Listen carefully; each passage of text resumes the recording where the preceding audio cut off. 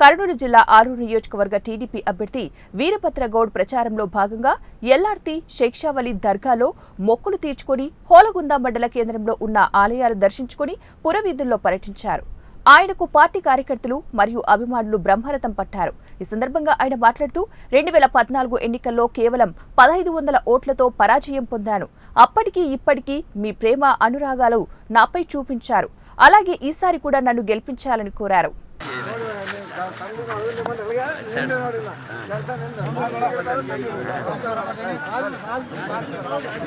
బీసీలు అసెంబ్లీలో పోతున్నాం, లేకుంటే బీసీలు జడ్పీటీసీలు కానీ ఎంపీటీసీలు కానీ ఏ సర్పంచులు కానీ పోటీ చేస్తున్నామంటే ఆయన భిక్ష వల్లని కూడా మీకు అందరికీ తెలియజేస్తున్నాం.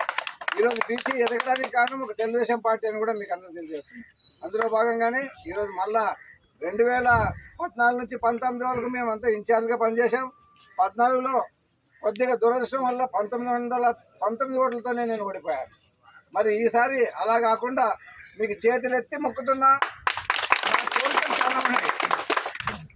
ఇక్కడ వేదావతి ప్రాజెక్ట్ ఒకటి చేయాలి. గతంలో 14 నుంచి 19 వరకు ఆ వేదావతి ప్రాజెక్టు ఎలా ఎక్కడ ఉంది ఏమనేది అంత సంకీర్ణంగా చూసి దాన్ని చంద్రబాబు నాయుడు గారు ముందు పెడితే డిసెంబర్ 18లో డిక్లేర్ చేయడం జరిగింది. మళ్ళీ అది మన ప్రభుత్వం అప్పుడు రాకపోయే వరకు పనులు ఆపారు. మరి ఈ 5 ఏళ్ళలో వాళ్ళు ఏం చేశారు? ఆ ప్రభుత్వం అసలు దాన్ని నోచుకోలేదు, పని కూడా చేయలేదు. ఎందుకు చేయలేదంటే మంత్రి చేయడానికి రెడీ ఉంటే కూడా బీసీలను అణగదొక్కిన పార్టీ ఏదంటే వైసీపీ పార్టీ. ఈరోజు అదే మంత్రి స్థానంలో బొబ్బిన రాజేంద్రనాథ్ రెడ్డి గారు ఉన్నారు. అక్కడ ఎంత డెవలప్ చేశారు, మళ్ళీ ఇక్కడ ఎందుకు డెవలప్ చేయలేదు?